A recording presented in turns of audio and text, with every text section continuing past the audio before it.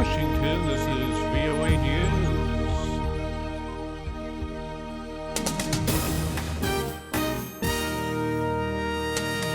I'm Ray Kougell reporting more deadly Israeli-Palestinian violence. Israeli police killed attackers in 2 incidents in Jerusalem. Israeli officers shot and killed a Palestinian assailant armed with a knife as he ran toward them at an entrance to Jerusalem's Old City. Hours later, a Palestinian attacker from East Jerusalem stabbed an Israeli woman near Jerusalem's main bus station before being shot dead. The violence comes as Israel began deploying hundreds of troops in cities across the country.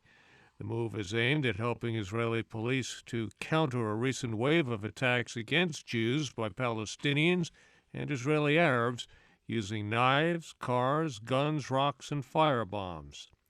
Palestinian President Mahmoud Abbas blamed Israel for the violence. U.S. and Russian defense officials have wrapped up a 3rd round of talks on rules for conduct in the air over Syria and are finalizing a memorandum of understanding to establish basic safety rules and avoid inadvertent collisions.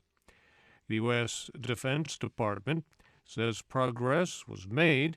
The Russian Defense Ministry reported a convergence of positions on key provisions of the future document. President Barack Obama is sending U.S. military personnel to Cameroon to conduct airborne surveillance of Boko Haram militants. A U.S. defense official says troops were invited by Cameroon's government as part of a larger international effort to stop the spread of violent extremists in West Africa. Burkina Faso's presidential and parliamentary elections, delayed by a failed coup, will take place November 29th. The polls, seen as a major step in the West African country's road to democracy, were originally scheduled for October 11th, but was postponed after a short-lived revolt. This is VOA News. Iran's powerful Guardian Council approved implementing the country's nuclear deal with a group of world powers. Iran's parliament had passed a bill approving the nuclear deal on Tuesday. The endorsement by the Guardian Council Wednesday means the bill is now passed into law. The U.S. Congress completed its own review period of the deal a month ago. Under the deal, Iran will limit its nuclear program in exchange for relief from sanctions that have badly hurt the country's economy in recent years.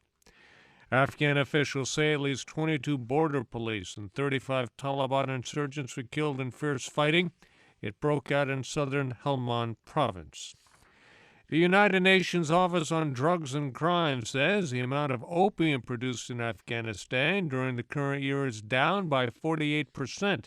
Ayaz Gul has details. Speaking to reporters in Kabul Wednesday, Andrei Avitissian, the regional representative for the UN anti-drugs mission, said the dramatic drop in opium production was due to better cooperation between enforcement agencies and Afghan policymakers. The reductions, he said, are significant following years of a steady increase in the cultivation and production of opium in the country. Avitissian told reporters opium cultivation in 2015 also went down by 19% across the country.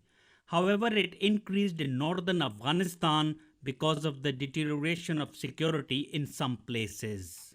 Ayaz Gul for VOA News, Islamabad. The U.S. State Department said Wednesday that a range of terrorist organizations and other non-state groups have inflicted harsh and hateful treatment on religious groups throughout the Middle East, Sub-Saharan Africa, and Asia. In its 17th annual report on international religious freedom, the State Department said religious groups have been targeted for abuse and discrimination in the 3 regions. U.S. Secretary of State John Kerry said some governments have used the actions of these extremist groups to crack down on religious freedom for their citizens. As much as we oppose the actions of terrorists, we do not agree with governments that use those crimes as a pretext for prohibiting religious activities that are, in fact, nonviolent and legitimate. Those who misuse the terms terrorist and extremists are not fooling anybody. And trying to dictate an artificial conformity of religious expression is not a prescription for harmony. It is a prescription for frustration, anger, and rebellion. Secretary Kerry said everyone has a responsibility to affirm faith in the principles of religious freedom. South African authorities say a temporary highway bridge collapsed in Johannesburg Wednesday, killing 2 people and injuring 20 others.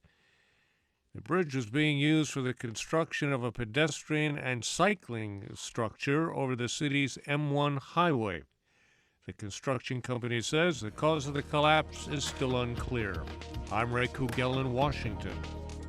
That's the latest world news from VOA.